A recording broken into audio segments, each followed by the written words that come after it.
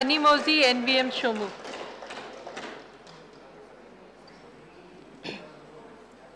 Honorable Chairperson, thanks for the opportunity given to me to speak on the working ministry of the railways.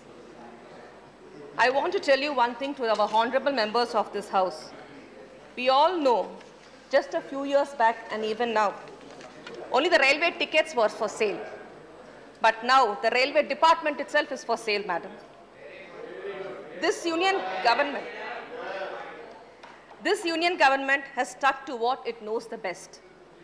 Privatization and selling of the assets, DFC privatization, Concor disinvestment, railway station privatization, train privatization, the list goes on and on and on. Exactly. No comments. Selling please. from No railway comments, tickets to the railway department. What a development we have. Thanks for the union government for selling the railway department. Respected Chairperson, Indian Railways is the fourth rail network in the world with a workforce of nearly 1.3 million employees. Remarkably, out of the 1.3 billion Indians, nearly 23 million passengers travel in 13,000 passenger trains across 64,000 kilometers of rail daily. The livelihood of crores of our people is dependent on the railways.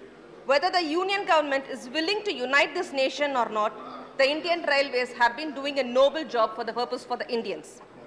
The reason I mentioned did, which is in the past tense, because now the Ministry of Railways has also started spreading this union government's propaganda of social injustice, dominance and hate politics.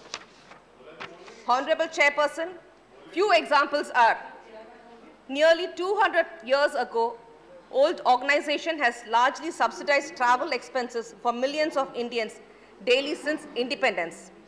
It offered concessions to 53 categories, including those for senior citizens, disabled persons, students, sports persons, and medical professionals, etc. But now it has all been withdrawn, no concessions to senior citizens, disabled persons, and students, as well as aiming for the profitability. Before independence, only the railways had worked for the main purpose, aiming profitability, but now the union government also for the same profitability they are aiming. Are we in a non-independence era? Can we call this as a social injustice?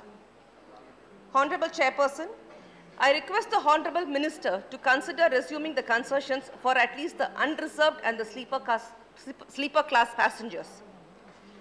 Madam, I humbly remind the Honorable Minister of Railways that he is the chief representative for the PSU, which is in the Republic nation, and he is not a CEO of any MNC. In this place, I thankfully remind our Laluji, who was running this ministry for the poorest people of India, and at the same time brought a huge profit from the revenue of this department. Nowadays, we are widely talking about the awareness about the environment, but he was a leader who thought about the 15 years long ago. If my memory is right, he introduced the mud cups for selling tea in the railway stations. In Laluji was also you can respond when you get the chance. You respond when you get the chance. Madam, you continue. In my memory, if my memory is right, he introduced the mud cups for selling tea in railway station. In that way, Laluji was also selling tea in the railway station. Yes, he was selling tea in the railway station, but he never sold the railway department. Since it's a pride for me to thankfully remember our Bihari Dravidian leader, social justice warrior, Honorable Laluji now. Honorable Chairperson, we are aware that the food, clothing, shelter, and the basic necessity of any human mankind in this world. Every government has the duty and the responsibility to ensure that the people are getting these basic necessities to its fullest. Among the very few ministries, Railway Ministry has also the opportunity to serve the people with food, which is unique culture identity of any humans. But as of now, the Indian Railways is doing a major abuse on the people's cultural identity. To quote a particular incident, which has also come on all the social medias, people from my state traveling from Coimbatore to Chennai via the Shatabdi Express were imposed to consume foods like roti, shahi paneer, dal, datka, fatafat bel, and chana jur garam. Please correct me, colleagues, if I'm wrong in my pronunciation. because these words are not coming in my mouth, and how do the people of my state eat this when they are traveling? We have our own foods like our idli, dosa, pongal, sambar, our own vada, which is a cultural identity. Then why are the foreign foods being imposed on our passengers? Likewise, the ministry is forcing their cruel propaganda on the people who have a unique cultural identity. These kinds of imperialist practices unleashed on the indistinctive identities of the state are antithetical and disruptive to any Indian unity. Can we say this as dominance? Chairperson, I have a long list which is much needed for Tamil Nadu. I just have a few to mention here, and I will give a separate request letter to the Honorable Minister. Kindly consider it. The long pending new railway line, the Rameshwaram Dhanushkodi project, the Madurai Bodinayakam doubling project, and the fourth line between Chennai Beach and Chennai Egmore, then the Pamban Bridge, all this, and the meager amount of rupees 303.42 crore has been allocated for various railways electrification works in Tamil Nadu, which is not sufficient for the progress of the electrification process. Madam, the following railway projects need the government attention and generous funding, but unfortunately the amount allocated in this budget were partly and insufficient.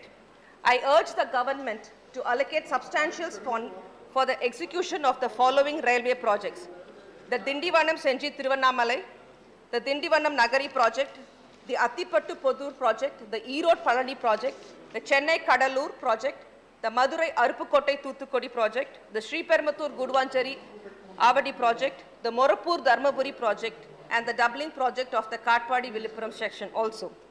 A meager amount of rupees 1.5 crore has been allocated to Salem Karur Dindikal doubling project as against the project cost of rupees 1,600 crores. There is no justification in this. Similarly, for the rupees 650 crore Erode Karur doubling project, the center has allotted only 1 crore. This is the third consecutive budget in which the center has given very meager funds to the Tamil Nadu projects. For Madurai Bodi Gorge conversion work, which has been going on for the last 10 years, the center has just allotted rupees 125 crore, and for the Vanchi Maniachi Nagarkoil doubling project, rupees 425 crore, and the Thiruvananthapuram Kanyakumari doubling project, 700 crores, which is still less. Honorable Chairperson, under the fund allocation for the new railways lines, Southern Railways has been granted a partly of rupees 59 crores for 11 projects, out of which 10 projects have been allocated only a token amount of rupees 1,000. Such a generous approval from the Railway Minister. This has been the case ever since this government has removed the standalone budget in 2016. In August 21, the central government launched the National Monetization Pipeline, NMP. Under NMP, the value of railways assets to be monetized is estimated to be 1.5 to a lakh crore. This union government, and it is about 26% of the value of the assets of the union government covered under the NMP.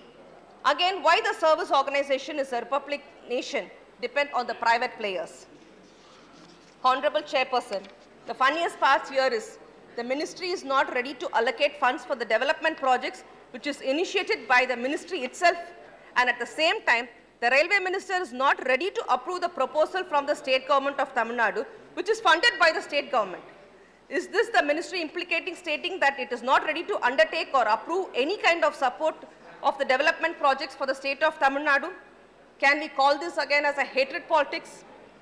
Honorable Chairperson, for your kind note, one of the long-standing demands from the Delta districts of Thanjavur, the opening of a new railway line from Thanjavur to Pudukkottai, the survey for which had been completed and submitted by the British just before independence.